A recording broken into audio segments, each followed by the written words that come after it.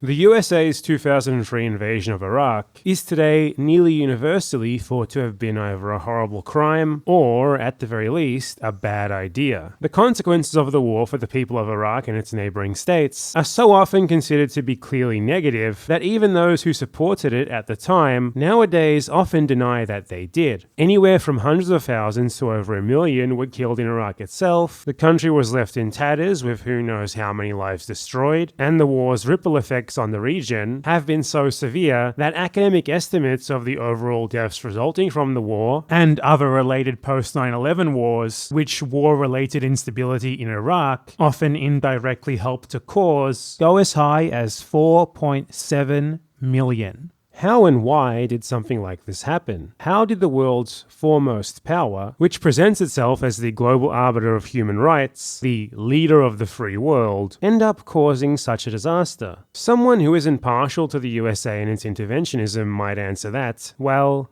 the USA presents itself like that, but it's a lie. They invaded Iraq for their own economic and geopolitical ends, intimately tied to Iraq and the wider Middle East's vast oil reserves, and justified it with falsehoods like weapons of mass destruction and bringing democracy and freedom to the Iraqi people. This is a very popular explanation for the motivations behind the invasion, and has been since before the war even actually began. One of the slogans of the anti-war protest movement, for example, was no war for oil. But more recently, there's been some pushback against this. It's becoming more common to see claims that the war had little to nothing to do with oil, nor any economic motivations in general. There's even some popular YouTube creators who've argued this, of whom I've chosen 3 to use as examples here: Kraut, Johnny Harris, and GDF. Interestingly, said YouTubers differ quite a bit politically, but all nonetheless make very similar claims, though for different reasons. Kraut is a very gung-ho Western interventionist who is very much in favor of directly militarily intervening in other countries. So the existence of such a relatively recent, clearly disastrous and poorly regarded US intervention like Iraq poses some serious inconveniences to his ideology, which holds that the US and its Western allies have a sort of moral superiority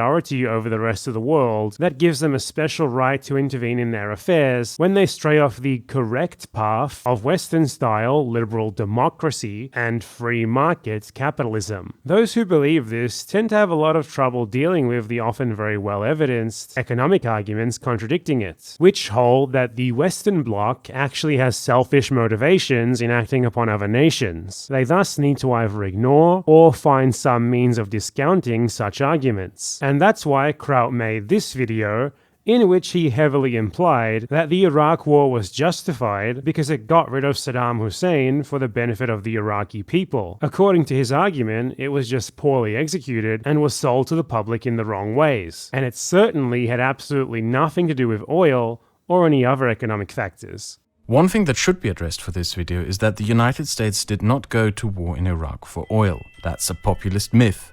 He also argues that the people who were or are against the war, such as the millions who protested against it, only look like they were right now with the benefit of hindsight, and heavily implies that the correct position without said hindsight was actually to support it. He makes this clear in no uncertain terms at the very beginning of his video, where, over footage of the Iraq War and immediately before discussing it, he reads this George Orwell quote: "Pacifism is objectively pro-fascist. This is elementary common sense. If you hamper the war effort of one side, you automatically help out that of the other.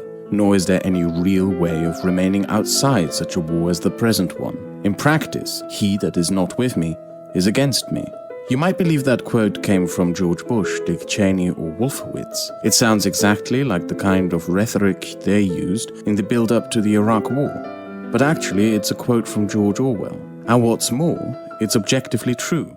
Yup, if you were or are against the Iraq War, you are a fascist. I'm not exactly sure how this has gone under the radar for so long, with seemingly no one really mentioning it. Now, Kraut's position is an extreme one. A more moderate example of a creator downplaying the significance of oil to the invasion is Johnny Harris. Harris is someone who, to his credit, makes a lot of videos about what he clearly believes to be bad things that the USA has done to other countries. But he usually stops short of connecting them in a way that might help to form a framework to explain why these bad things keep happening over and over again. People like Harris tend to think that there's a lot of bad things in the world and that someone, some organization or country or alliance should probably do something about at least some of them. And being an American, he looks towards his own country to fill this role, especially given the fact that it constantly claims to do just that. But then, when he actually does his research, he often ends up finding that the USA itself is the cause of a lot of said bad things, and rather than try to justify or deny them, as someone who is more ideologically committed, like Kraut would, he just kinda seems to get confused. Because America is supposed to be good, it's supposed to have the best of intentions, to be dedicated to spreading democracy and freedom, so what's with all these atrocities? This can lead to some pretty confusing moments, like this clip, where he acts like the motivations behind the Iraq War are an unexplainable mystery. Iraq remains a place of deep political instability. Trust in government is extremely low. And the question of how and why we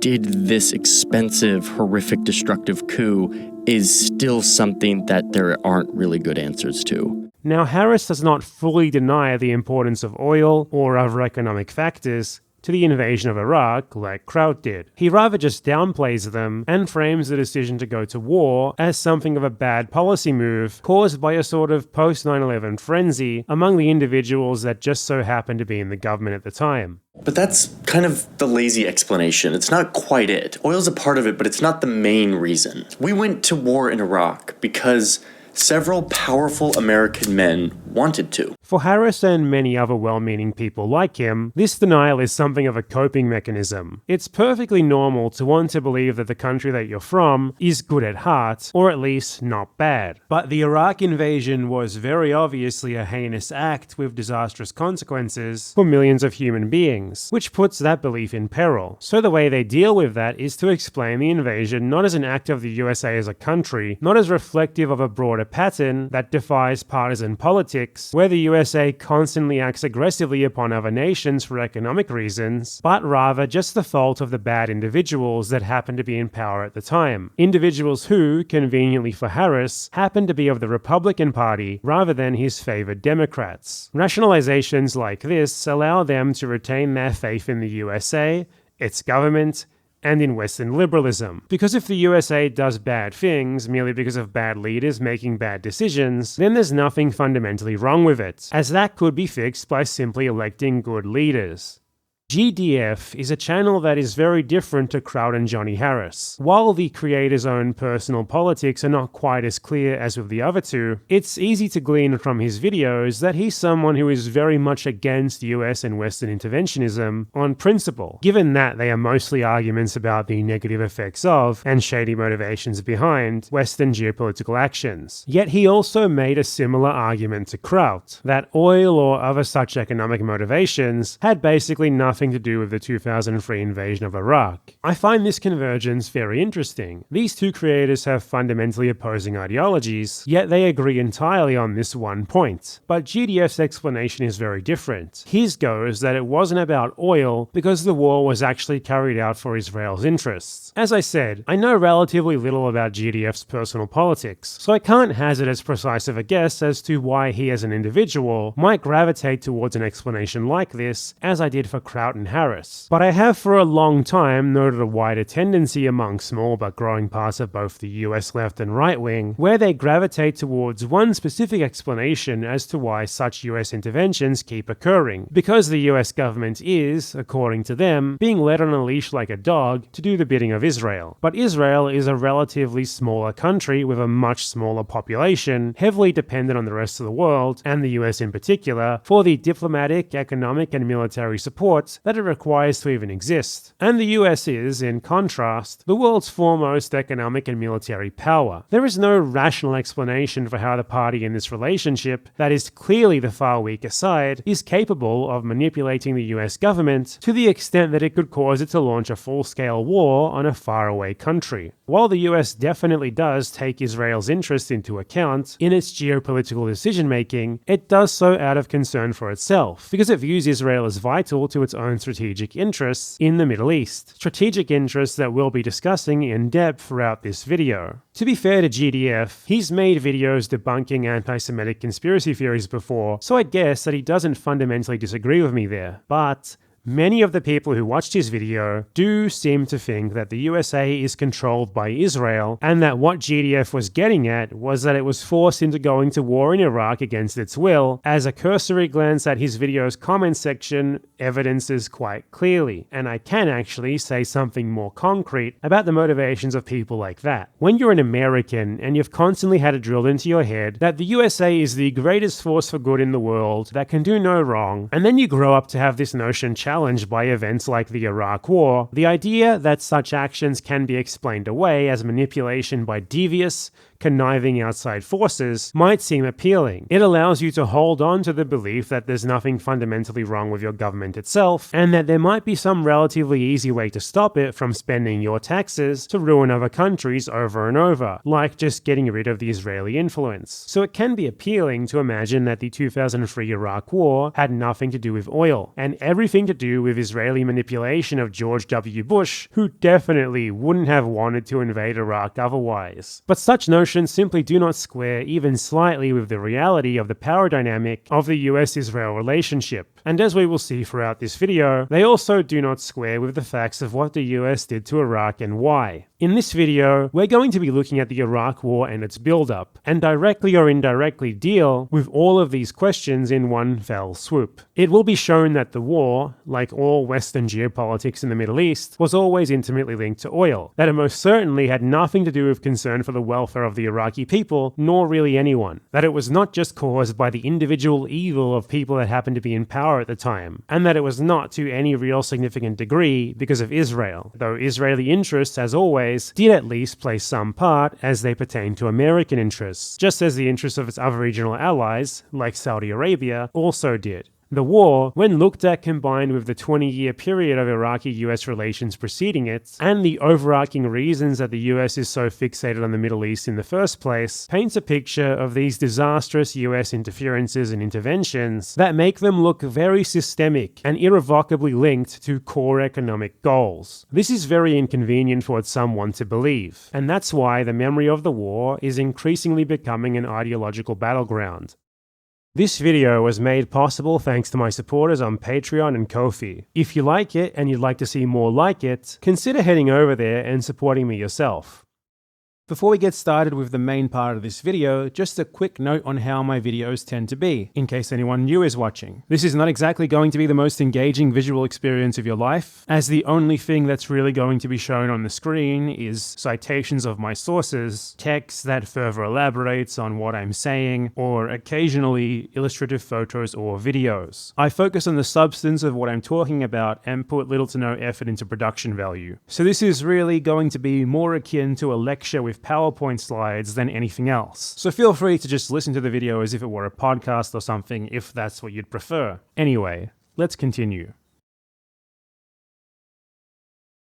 The 2003 US invasion of Iraq was the culmination of more than a decade of hostile US foreign policy towards Iraq and Saddam Hussein, which was itself the result of wider Western geopolitical interests in the Middle East. It's first important to establish where the American interest in the Middle East, and the Persian Gulf states in particular, comes from in the first place, and why it is that the USA seems to be a bit more concerned with this region than most others. And the answer to that is really as simple as oil. A good summary of this history comes from Steve Yetiv, a liberal American political scientist specialized in the geopolitics of oil. Yetiv explained how, since the 1930s, the USA has maintained intimate ties to Saudi Arabia due to their economic interest in the country's vast oil reserves, which are hugely influential in the global oil market. Up until 1971, the British Empire had been the primary guarantor of Western oil interests in the region, after which they largely withdrew, and the US, which by then had long surpassed Britain as the world's foremost military and economic power, assumed their role. Initially, the US did this by supporting Israel and the oil-producing monarchies of Iran and Saudi Arabia, who acted as its regional enforcers. However, this strategy was complicated by the 1979 overthrow of the Shah of Iran, which led to far more direct US interference in the Middle East, aimed at ensuring, as President Ronald Reagan put it, that the flow of oil could not be shut down. This also made Israel even more important to Western interests in the region than before, due to its ability to act as a counterbalance to the new, less cooperative Iranian government. This US interest in Middle Eastern oil is not just about ensuring the supply of oil from the Middle East to the US or its allies. The USA actually produces most of its own oil, but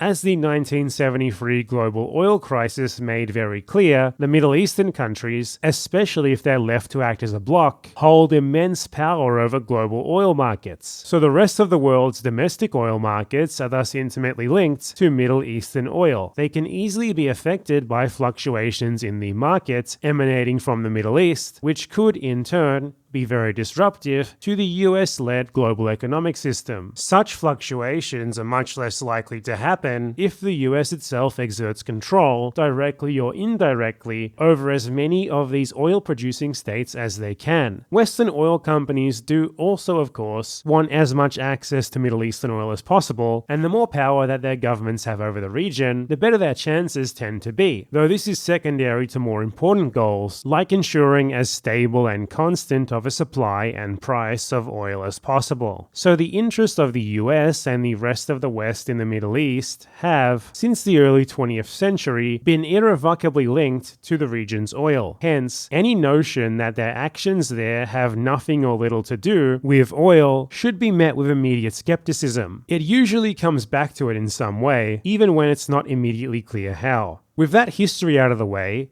let's dig into the Iran-Iraq War, which is a good point to begin at, as it's where the USA's relationship with Saddam's Iraq really got going, and it happened quite soon after Saddam formally took power in Iraq.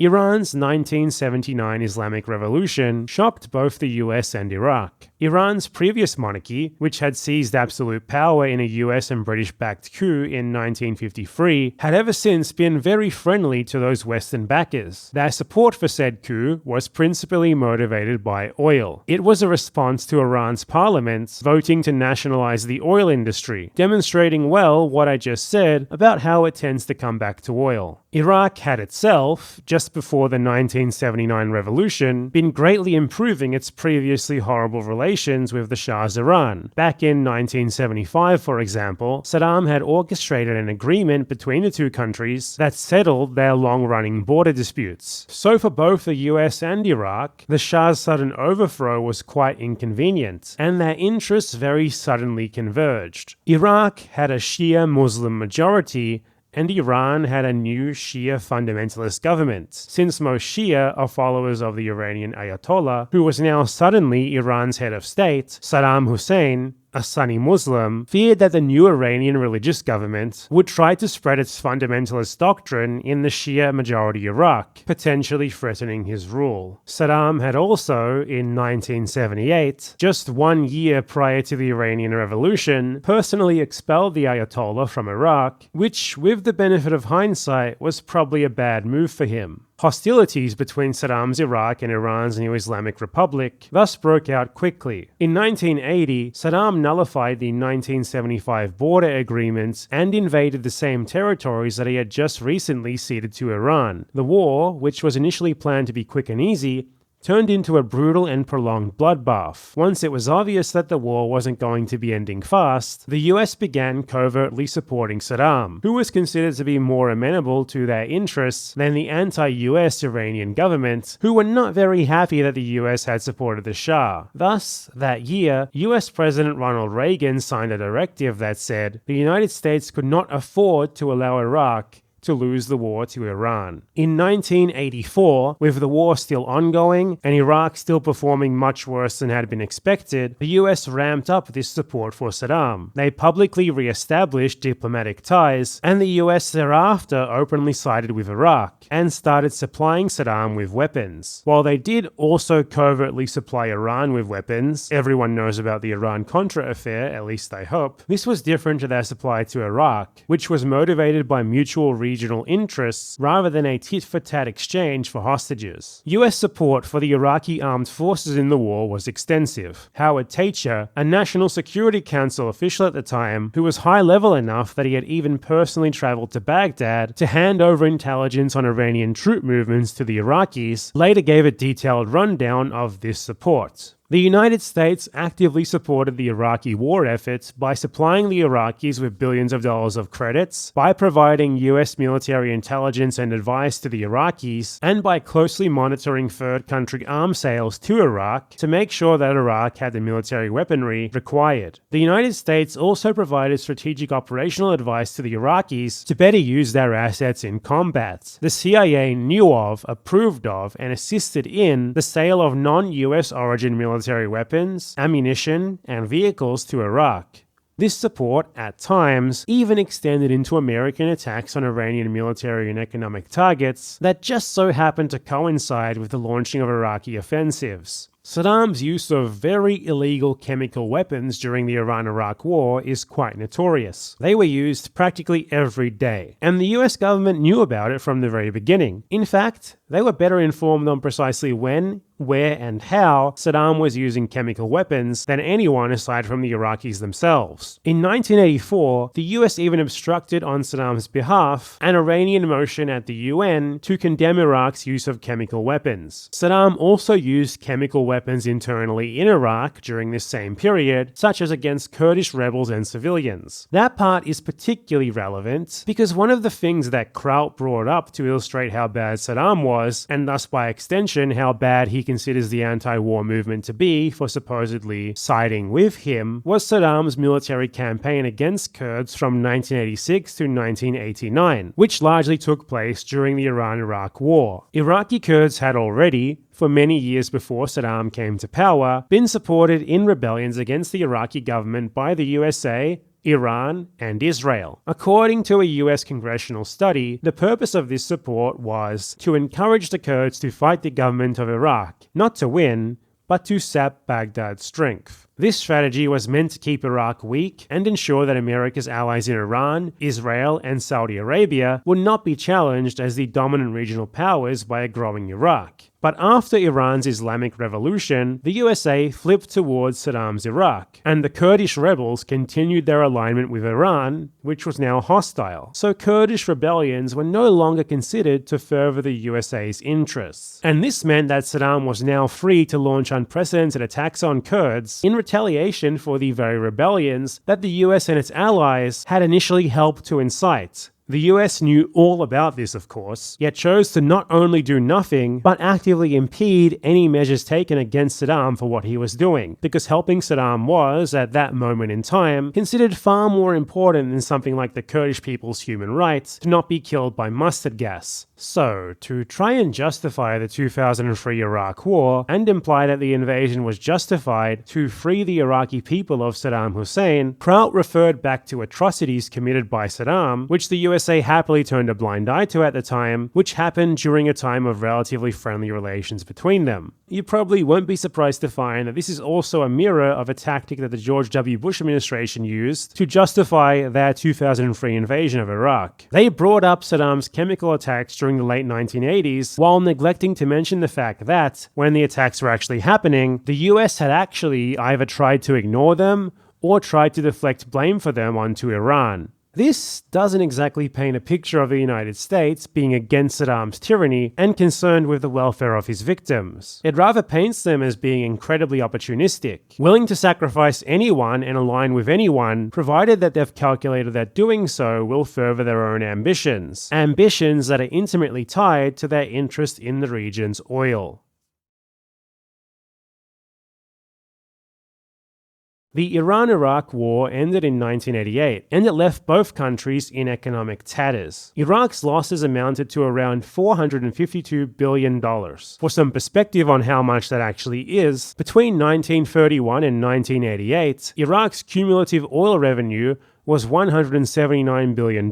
This means that in just 8 years of war, Saddam had spent nearly 3 times the total of what Iraq had made from its vast oil reserves in the more than 50 years prior. This is an astronomical amount, and it's made all the more astronomical by the importance that oil has to Iraq's economy. Today, for example, oil makes up 42% of Iraq's yearly GDP, 99% of its export revenues, and provides 85% of the government budget. So the war had destroyed Iraq's economy and left the government desperate for a way out. They decided to look towards the small neighboring monarchy of Kuwait. Despite its size, Kuwait has massive oil reserves, and Iraq had long claimed that Kuwait was an illegitimate state, an accident of British colonialism that should have always been a part of its territory. Kuwait, along with Saudi Arabia, also rebuffed Iraq's request to forgive its debts related to the Iran-Iraq War, as well as Iraq's request to raise oil prices to help the Iraqi economy recover. This enraged Saddam, who argued that the other Gulf states should be thankful to Iraq for its sacrifice in fighting Iran, which he claimed prevented Iran from exporting its brand of religious fundamentalism throughout the region. Iraqi government officials thus saw the annexation of Kuwait and its massive oil reserves as justified in a myriad of ways, and, much more importantly, they believed that it was the only real way out of the economic crisis that their failed war against Iran had caused. But Saddam's utility to the US had been tied to him fighting Iran. He wasn't doing that now, so they had little reason not to turn against him at the earliest convenience, because aside from said conflict with Iran, his regional ambitions very much opposed those of the US and its allies, Israel and Saudi Arabia. He was also very uncooperative with overall American economic ambitions. Iraq was a major oil-producing state with a large territory and population, yet had been reluctant to open up its economy to the free activities of foreign companies, preferring protectionism and the retaining of a large state-run sector. Saddam was also one of the very few Arab leaders who would not budge on his anti-Israel stance, and after the Iran-Iraq War, he had also started openly calling for greater Arab unity and less Western interference in the region. So there was a long list of reasons for the US to turn against Iraq, and no real reason for them not to.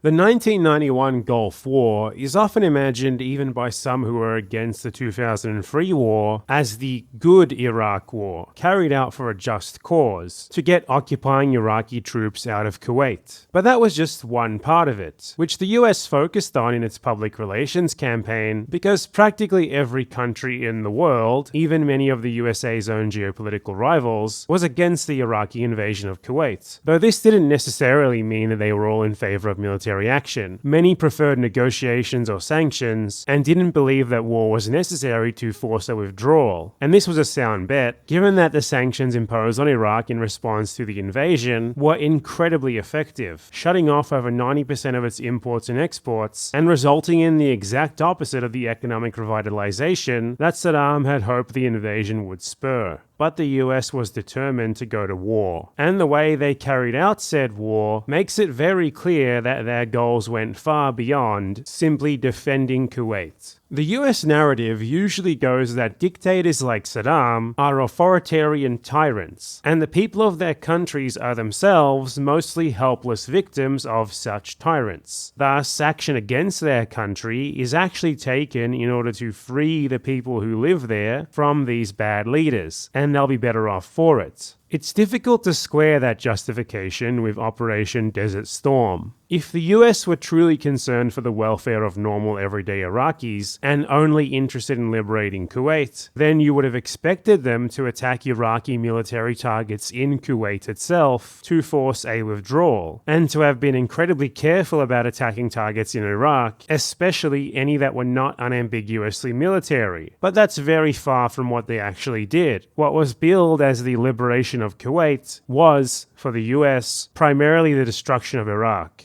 Abbas Alnaswari, an Iraqi economic historian, summarized the devastation. The 6-week bombing campaign, which started on January 16, 1991, was aimed not only at military targets, but also at such assets as civilian infrastructure, power stations, transport and telecommunications networks, fertilizer plants, oil facilities, iron and steel plants, bridges, hospitals, storage facilities, industrial plants, and civilian buildings. And the assets that were not bombed were made useless by the destruction of power-generating facilities. The impact of the intensity and scale of the bombing was assessed by a special United Nations mission to Iraq as follows. Nothing that we had seen or read had quite prepared us for the particular form of devastation which has now befallen the country. The recent conflict had wrought near-apocalyptic results upon what had been, until January 1991, a rather highly urbanized and mechanized society. Most means of modern life support have been destroyed or rendered tenuous. Iraq has, for some time to come, been relegated to a pre-industrial age, but with all of the disabilities of post-industrial dependency on an intensive use of energy and technology. A contemporary Washington Post article noted that, while before and during the war, the bombing campaign had been sold as a campaign against Baghdad's offensive military capabilities, it became clear afterwards that it was substantially a campaign against Iraqi society itself. Planners hoped the bombing would amplify the economic and psychological impacts of international sanctions on Iraqi society. The sort of systemic and deliberate mass destruction of essential civilian infrastructure that the US carried out during the first Gulf War clearly had motives and effects that went far beyond simply liberating Kuwait, and that demonstrated a total disregard for the well-being of the Iraqi people. Partisans for Western interventionism understand this fully well too, as Russia's 2022 invasion of Ukraine has demonstrated. Mainstream Western media outlets have reacted to Russia's comparatively much more limited attacks on Ukrainian civil infrastructure, with article after article denouncing them as potential war crimes that will have terrible effects on the well-being of Ukrainian civilians. All of this was combined with the destruction of the Iraqi military, which went far beyond what was necessary to get them out of Kuwait. The famous image of the Highway of Death, where Iraqi troops and civilians, in clear retreat from Kuwait, were slaughtered by coalition aircraft, is more than enough to illustrate this on its own. Setting aside discussions of whether this act was technically a war crime or not, it's clear that it was entirely beyond what was needed for the goal of liberating Kuwait, given that the soldiers in question, largely conscripts, were in the process of withdrawing from the country when they were killed in the thousands. So this again heavily points us to alternative motivations for why the US decided to conduct this war. What was it then? Well, with the context of the previous decade or so that we went over, it's pretty clear. Having lost Iran as an enforcer of their interest in the region, the US recognized that their hegemony would be greatly threatened if Iraq were to recover from the war with Iran and eventually manage to reassert itself as a regional power. While Saddam had been useful to them when their interest happened to align, when they didn't, he was going to be a huge problem, as it was clear that he wanted to turn Iraq into a regional economic, military, and oil market power stronger than both of the USA's main allies in the region, Israel and Saudi Arabia, and he would also certainly be hostile to Israel and unswayable on that issue. Having one major regional power hostile to American interests in Iran was already bad enough for them, and Iraq growing into another would have been disastrous, especially with its nationalized oil industry at Saddam's disposal. Since controlling Saddam was out of the question, and they were unlikely to be able to install a puppet regime with any legitimacy anytime soon, the war offered them the perfect cover to simply destroy Iraq's potential to become an economic or military power, whether at the direction of Saddam Hussein or anyone else. Oil was, of course, a significant motivating factor in all of this, as this focus on Iraq and its status as a power in the Middle East stems from oil in the first place. And the George H.W. Bush administration didn't shy away from openly using it as a justification either. Part of the way they sold it to the American public was by saying that restoring the Kuwaiti oil to the world market would be beneficial to the US economy. As a side note, if there's a Gulf War that could reasonably be claimed to have been substantially carried out for Israeli interests, it was this one, not the second one. The destruction of Iraq not only ensured Israel's position as the prime military power in the Middle East, but Iraq was also historically uncompromising when it came to anti-Zionism, and Saddam was one of the most important material and diplomatic supporters of the Palestinian resistance. And this was not at all limited to him either. Any actual organic revolution against Saddam would almost certainly have resulted in the continuation of his anti-Israel policies, which were and still are popular among practically all sectors of Iraqi society, even despite the efforts of the post-2003 American occupation. The only way to truly ensure the protection of Israeli interests as well as American ones was not simply to get rid of Saddam. It was, rather, to destroy the very capacity that Iraq had to pose them any serious threat, regardless of who might end up in charge. And that meant the destruction of the country's very social fabric. The 1991 war accomplished this with flying colors. As the journalist Donald Neff, a specialist in US-Israel relations, wrote soon after the war achieved Israel's highest strategic aim towards Iraq, and is continuing to do so. Overnight, it established the Jewish state as the unchallenged superpower in the region. Israel's enemies to the east, Iraq, and south, Egypt, have now been eliminated, at least for the moment, leaving only Syria to the north as an Arab country with either the manpower or the military machine capable of posing a threat, however slight that is. In that sense, America achieved for Israel what the Jewish state could not have done on its own. George Bush Sr. also provided further reason to believe that this was at least one significant factor in the USA's decision to bomb Iraq to the pre-industrial age. In his presidential papers, he said that the Gulf War also opened a historic opportunity to settle the Arab-Israeli dispute, because without a strong Iraq to throw its weight around, the Palestinians and the Arab states were in a much worse negotiating position and could much more easily be coerced into accepting American and Israeli terms. And one might ask why the US is so interested in building and maintaining Israeli power like this in the first place. And the answer to that is intimately related to oil. Israel has done an excellent job of acting as a Western proxy in the region. It helps to keep the oil-rich Middle Eastern nations that the US has proven unable to more directly influence as weak and as disunited as possible, and thus unable to cause any inconveniences to their hold over global energy markets, the flow of oil from the region, and their access to Middle Eastern oil in the future, which will only become even more important over time because the region has the world's most significant untapped oil reserves, which are projected to far outlast those of any Western nation aside from Canada. As was said earlier, Western interests in the Middle East can never be entirely disconnected from the question of oil.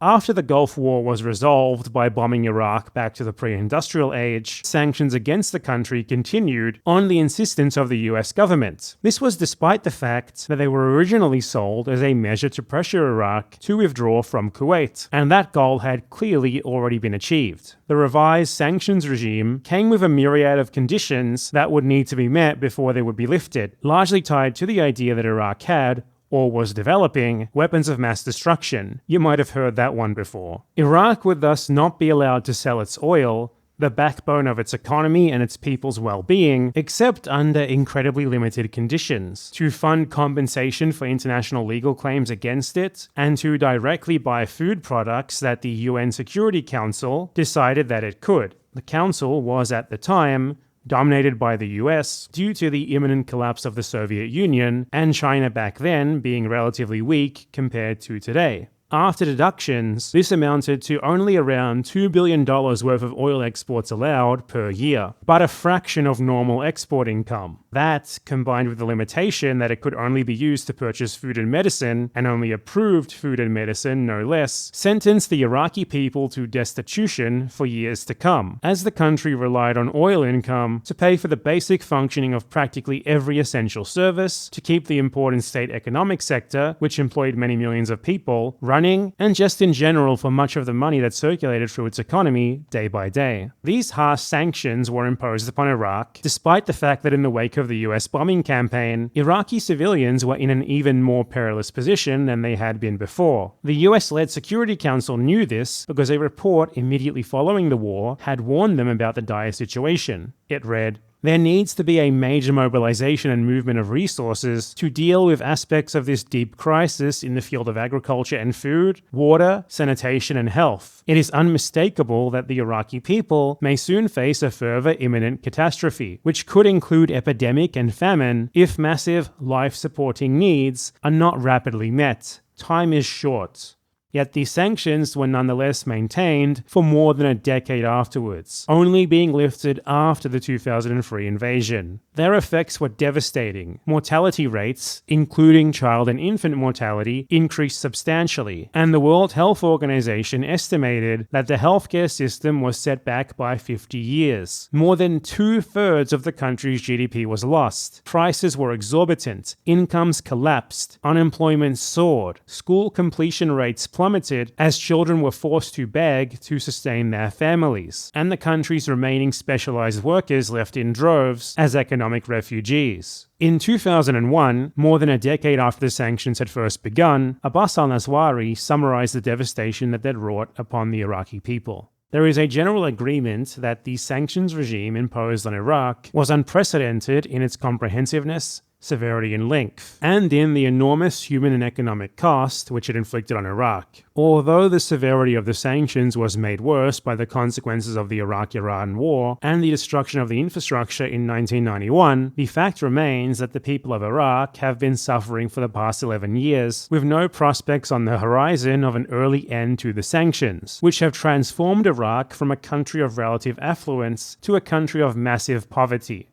You might ask, what exactly was the point of this? What did the US hope to do by insisting on maintaining such crippling sanctions for so long, especially given that they knew about the horrible consequences they were having on regular Iraqis from the very beginning? And well, the point of sanctions like these is quite simply to use the welfare of a country's residents as a tool to attack their government, to force people to suffer so badly that it harms the government's legitimacy among them, or makes them desperate enough to attempt to overthrow it with their emaciated bare hands so that maybe the sanctions would finally be lifted. This was outlined in a now declassified US State Department memorandum regarding US sanctions on Cuba, which was very frank about what such measures actually hoped to achieve. Every possible means should be undertaken promptly to weaken the economic life of Cuba. If such a policy is adopted, it should be the result of a positive decision which would call forth a line of action which, while as adroit and inconspicuous as possible, makes the greatest inroads in denying money and supplies to Cuba, to decrease monetary and real wages, to bring about hunger, desperation,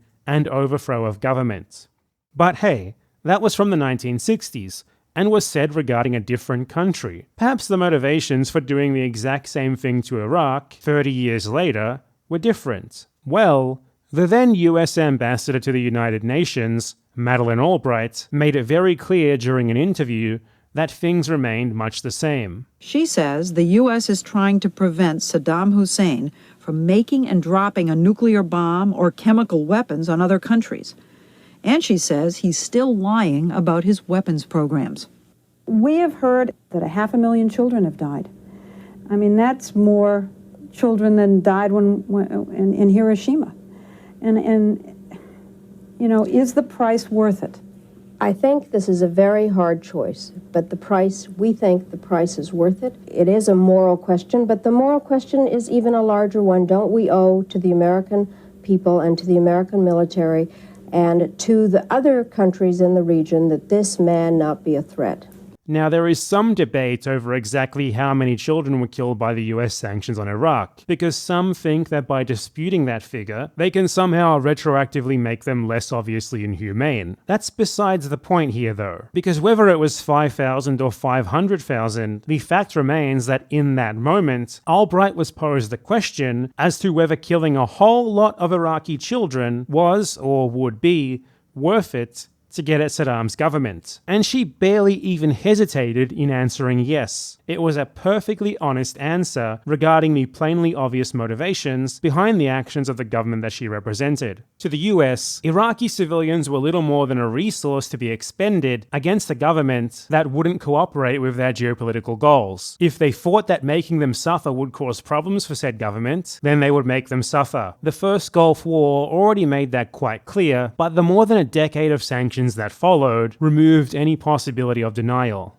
Lest it be thought that this was limited to the Republican governments of Presidents George Bush Sr. and Jr., who presided over the First and Second Gulf Wars, respectively, Albright was actually an official of Bill Clinton's Democratic Party government, which came to power in 1993. Clinton maintained the sanctions stranglehold in Iraq for the entirety of his term, bombed the country even more, and even made it official US government policy to seek regime change in Iraq, something that was then cited by George W. Bush when making his case for the 2003 invasion. Clinton even justified all of this with the same lie about weapons of mass destruction that Bush later made infamous. So 3 different presidents, 2 Republicans and 1 Democrat, oversaw the USA's prolonged and sustained attack on Iraqi society and the Iraqi people, which was arguably then also continued by Barack Obama, though that's well beyond the scope of this video. And this finally brings us to the 2003 invasion and subsequent occupation.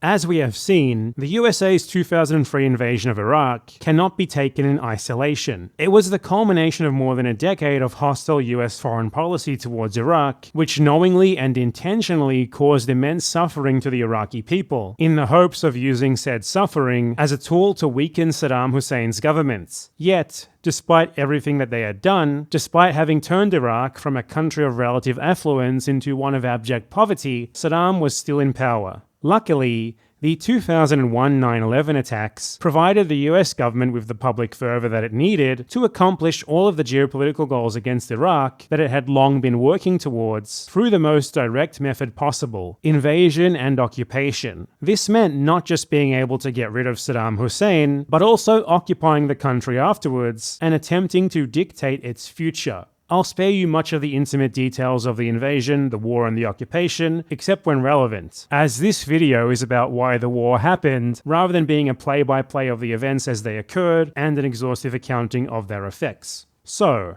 before and during the invasion and occupation, it was justified in 2 primary ways. One, that Saddam posed a threat to the safety of the region, and even the world itself, because he had or was developing weapons of mass destruction. And 2, that he was a tyrant who was oppressing the Iraqi people, and thus the war was for their benefit. The first has long been known to have been a lie, and the second, as I've demonstrated here, was also very clearly a lie, as the US had already plainly shown that it didn't care about the welfare of the Iraqi people. Was it for Israel then, or perhaps the USA's other main ally in the region, Saudi Arabia? A bit, sure, but the first Gulf War, combined with the sanctions that followed, had already reduced Iraq to the point where it simply had no chance of challenging Israel's status as a regional power, nor the at the time still growing power of the Saudis, nor even of posing any real threat to either of them. So neither stood to gain nearly enough for their interests to be a main factor motivating a full-scale US invasion.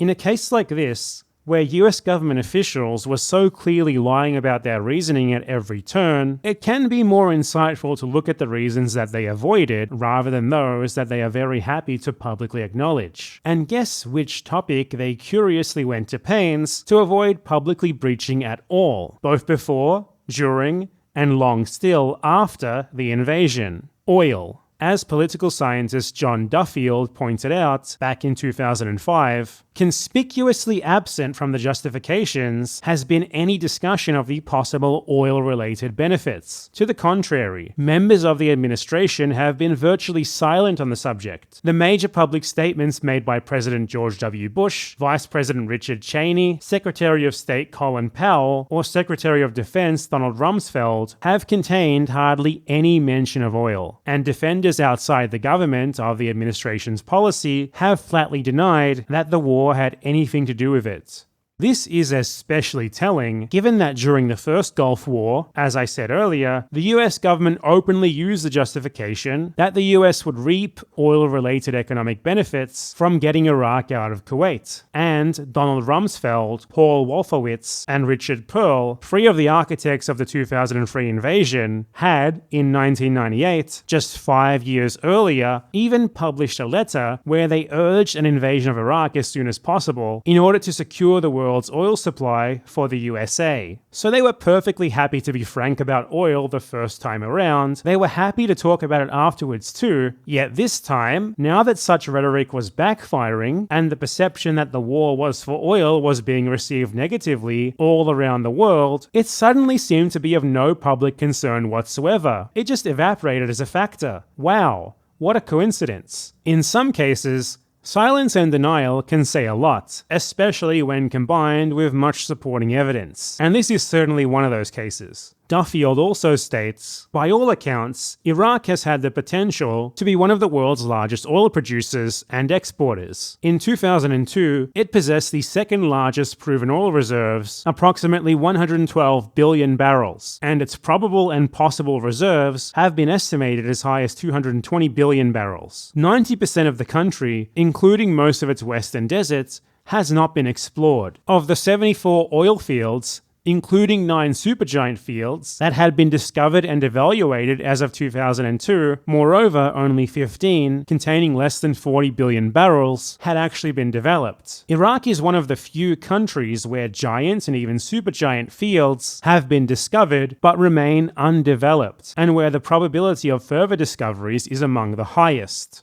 So, we have Iraq, a country with immense untapped oil reserves and with very high potential for even more to be discovered. A country for whom oil was already by far the most important industry, with virtually every sector of its economy being unavoidably linked to the resource in some way, the very functioning of its state depending entirely on oil revenues. It also just so happens to be located in the middle of the most important oil-producing region in the world, and just so happened to be ruled by a dictator who had become very inconvenient for US goals in the region, and who had demonstrated his willingness to use his country's oil production capacity against them. With this in context, the notion that the US and its allies could possibly trot across the globe to launch an invasion of Iraq that was somehow not motivated in any significant part by its oil is quite absurd, and those making the argument that it wasn't are thus forced to avoid making any real attempt to seriously deal with all of the evidence and counter-arguments against them, because they simply have no real answer to them. That's why Kraut avoided even trying to do so, instead just sort of confidently stating his position and moving on with scarcely even a justification, aside from one that we're going to address soon. And GDF chose instead to make a decontextualized case that the war was for Israel, avoiding a more direct analysis of the evidence for the oil question. And I haven't actually looked at the more direct evidence yet, so why don't we get down to that? The US, after all, did invade and occupy Iraq, even installing their own administration that governed the country by decree for a significant period of time. That means that we can look at what they actually did once they'd taken over governance to help determine what their intentions were. Upon occupying Iraq, the USA established the CPA, Coalition Provisional Authority, to rule the country directly. It was headed by Paul Bremer. It's notable that Kraut mentioned Bremer, framing his administration as something of a failure due to his personal incompetence. Or was the disastrous planning of the war and occupation by people like Paul Bremer and its consequences the reason the war was so unacceptable? Which is interesting, given that Bremer's job was to impose the US government's will on Iraq. It's not like he was just one incompetent guy making some mistakes. He was a US government official imposing US government policy on the country, and that policy is well summarized by Dave White. In 14 months in office, the CPA issued 100 legally binding administrative orders by decree. Together, the orders form the foundations of Iraq's new economy, criminal justice system, and political structure. Those orders erected the pillars of a neoliberal economy: the abolition of state production and commodity subsidies, the eradication of import tariffs and trade barriers, the deregulation of wage protections in the labor market, tax reform, monetary reform, and reforms in the banking sector, the establishment of international trade rules based on the World Trade Organization model, and the privatization of state enterprises.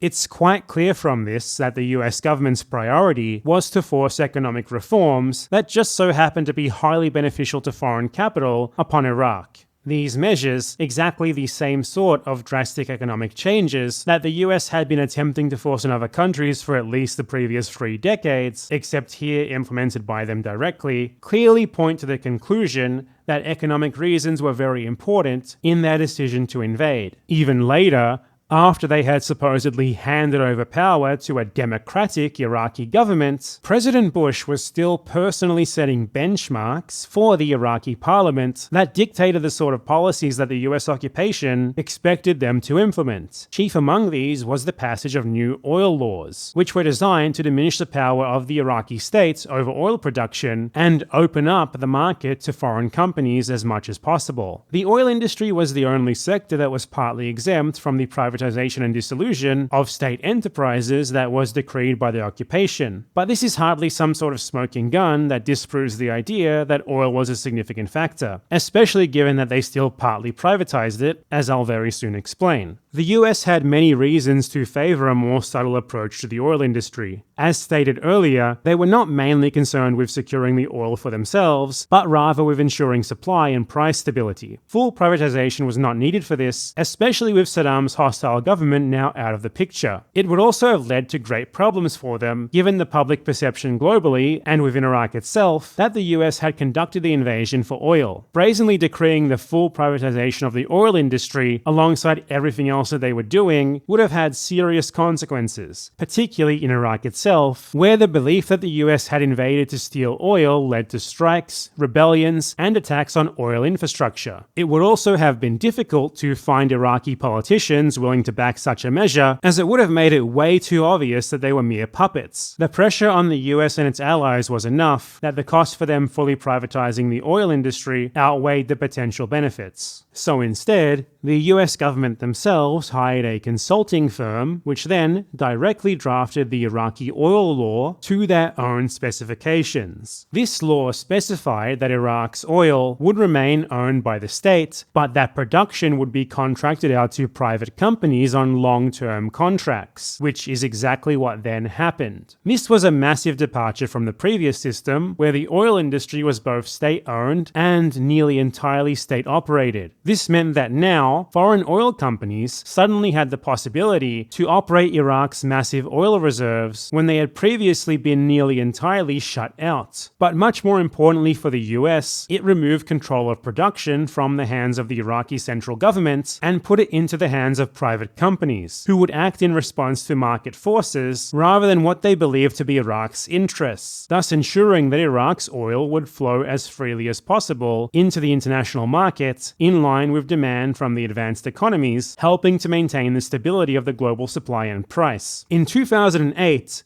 some of Iraq's very first oil deals with foreign companies were subsequently directly negotiated under the watchful eye of American government advisors. It's frankly absurd that, given all of this, anyone would seriously try to argue that oil was not a significant motivation. It was such an unimportant factor, apparently, that the US drafted an oil law themselves to their specifications for their needs, and the first contracts awarded for Iraqi oil were handed out at their direction, all flagrantly against the will of the Iraqi people, whom polls showed overwhelmingly wanted oil production to remain nationalized. As a side note, both Kraut and GDF made the argument in their videos that the USA couldn't have invaded Iraq for oil because relatively few operator contracts ended up being handed out to American companies. For example, here's Kraut bringing up this point as the sole argument that he makes to sustain his assertion that the US invading Iraq for oil is just a populist myth.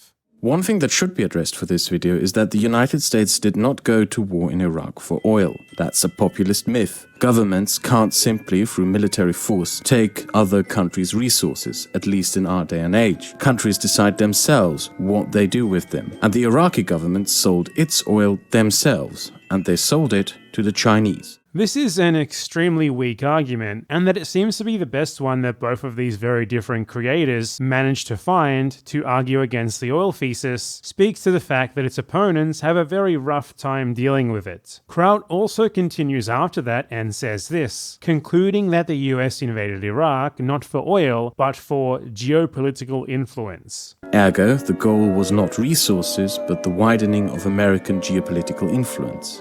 Now let's think for a second here. Geopolitical influence for what? Just for the sake of having influence on its own? Nothing to do with the oil in Iraq and its neighboring countries at all? Not exactly a very sensical claim there, because geopolitical influence is not currency by itself. It's a means to an end. And in the Middle East, that end is oil. Let's address that first bit though, as it's at least an attempt to provide evidence for the claim. Saying that Chinese oil companies won more contracts so the US could not have been motivated by oil is a fallacious argument on the face of it. It's like saying that someone who murdered a family member couldn't have been motivated by the life insurance payout because their attempts to cash it out failed. That the US failed to foresee in 2002 and 2003 that Chinese state oil companies could outcompete American and allied companies in open bidding processes for oil contracts years later is hardly a refutation of the argument that oil was a significant factor in the choice to invade. The US actually learned from the experience in Iraq. In 2009, for example, leaked cables from the US Embassy in Brazil quoted representatives of the American oil company Chevron, who complained that they would not even try to bid for oil contracts there if Chinese state companies were involved, because they had learned from Iraq that private, profit-driven companies can't compete with state companies, or at least those of China, as they are primarily concerned with ensuring the supply to their domestic market, and thus are happy to pay higher prices that would result in unacceptably low profit margins for a private company. That's hardly evidence that the US did not invade Iraq for oil. Much more important, though, is that getting contracts for American oil companies is at most a secondary objective of the US when it comes to oil. It's much more about market stability and future supply. Whether contracts are given out to an American company, a Dutch one, or a Russian one, they're all very integrated into the global oil market regardless, so the effect is largely the same. As long as they produce in line with US dictates, as long as production remains either decentralized or in the hand of an allied government, rather than one that might use their control over their national oil industry to do something the US doesn't approve of, everything is fine.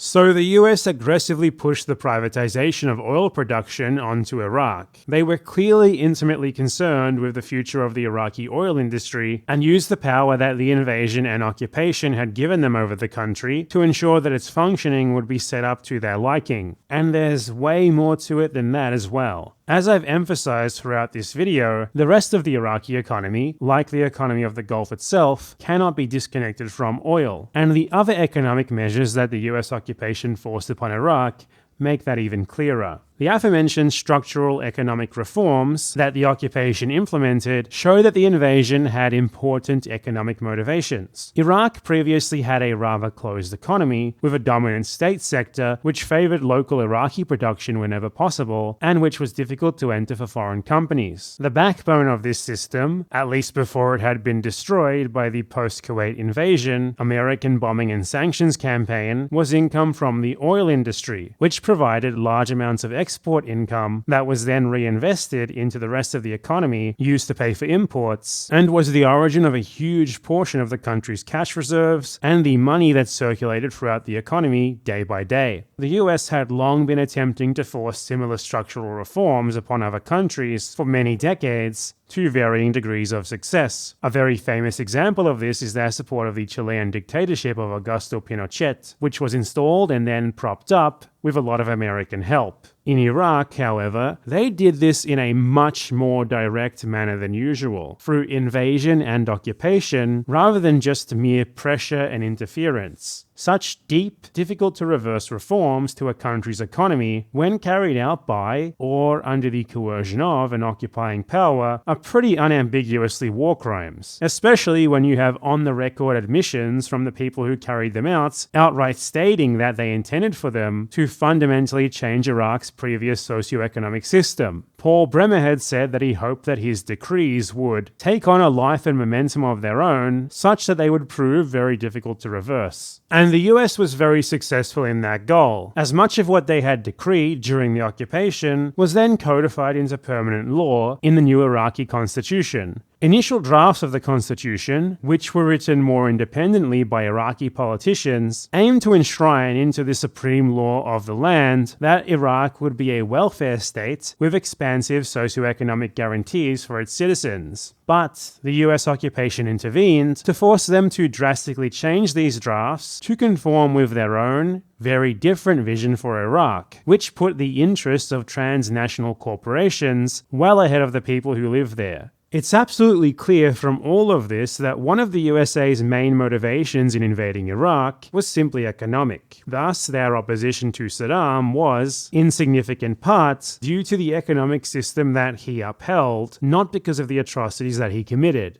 But wait, there's even more, and it's very directly related to oil. Much like back in 1991, the 2003 invasion destroyed copious amounts of Iraqi infrastructure. But this time around, the US and its allies occupied the country afterwards, giving them the opportunity to hand out lucrative contracts to multinational companies to rebuild everything they'd just destroyed. These contracts were funded by in excess of $20 billion of current and projected Iraqi oil income, meaning that the US destroyed Iraqi infrastructure, then paid foreign companies to rebuild it with Iraqi money. And the vast majority of these contracts were handed out to American and allied country corporations. When the Iraqi state didn't have the money to cover these costs, the US government took out loans to pay for them on Iraq's behalf from the US government. Yes, from themselves. Iraq was already in crippling debt due to Saddam's disastrous wars and the over a decade of sanctions that followed them. So of course, its only way to pay for these contracts and loans was with more loans. And the first IMF loan for Iraq was thus approved in late 2005. This process can only be described as the intentional looting of Iraqi oil revenue. And that's even before considering the fact that many of these contracts weren't even carried out to anything resembling a good standard, were never finished, or were never even started, and that $8 billion of the Iraqi oil money in the US occupation's hands conveniently went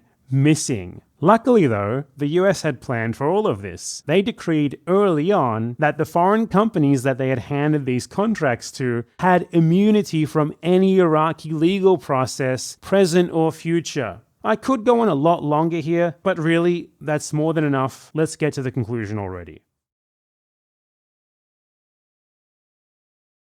The 2003 US invasion of Iraq was the culmination of more than a decade of American attacks on the country. These attacks were intimately linked to what the US perceived as serving its own economic interests, as well as the maintenance and expansion of the global capitalist system, which the US is very much the capital of. Iraq's specific importance to the US and its allies was, and still is, entirely linked to oil. One, because everything about the Iraqi economy as a whole was, and still is, in some way linked to its overwhelmingly important oil industry. And two, because it's in the Middle East, and specifically the Persian Gulf, the most oil-rich region of the world, whose countries have the most potential influence over global oil markets, which is why the US and the rest of the West care so much about controlling them in the first place, and why they are so obsessively committed to their alliances with countries like Israel and Saudi Arabia, despite the horrible PR that results from them being so compromised, with two states that so very clearly violate all of the democratic and humanitarian values that the US claims to uphold, something that is yet more evidence that their opposition to Saddam had little to nothing to do with his crimes. While this concern regarding oil had more to do with the bigger picture of the global oil market and the massive ripple effects that it often has, it's still clear from their actions that once they took power in Iraq, the US was also specifically interested in imposing their own preferred model on the Iraqi oil industry and in looting as much Iraqi oil revenue as they thought they could reasonably get away with. To state that the Iraq War was not about oil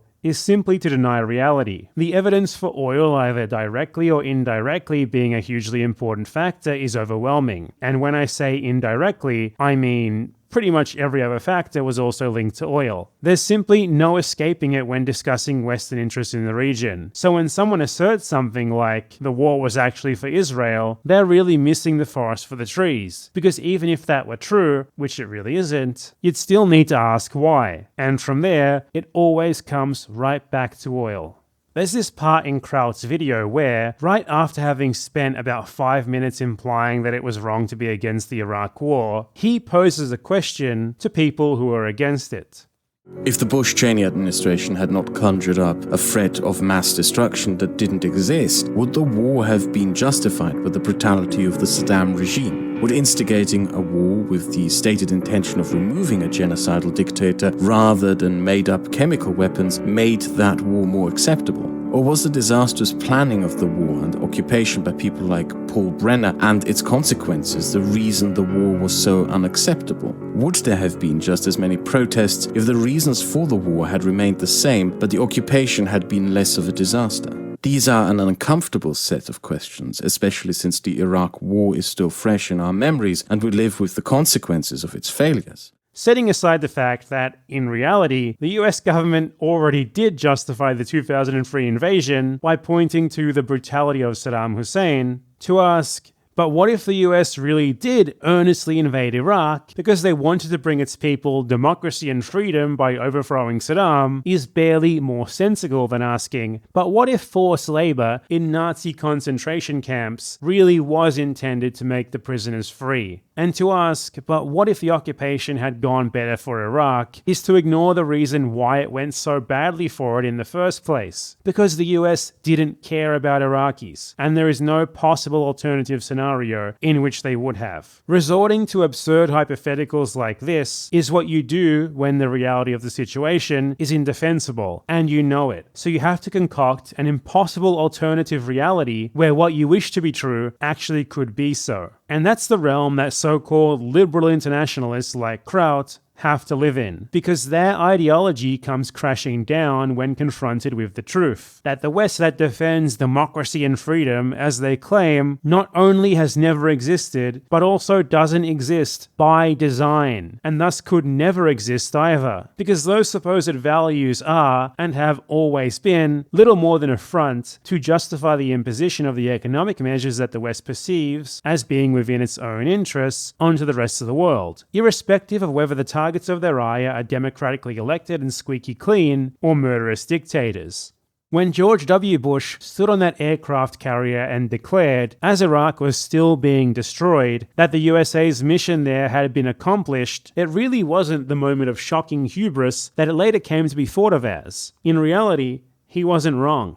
Their mission was accomplished. It was just a different sort of mission than what they were telling us it was. If there's anything that makes anyone uncomfortable here, it's the insurmountable challenge that the reality of the Iraq War poses to the worldview of some people, and especially what they want others to believe.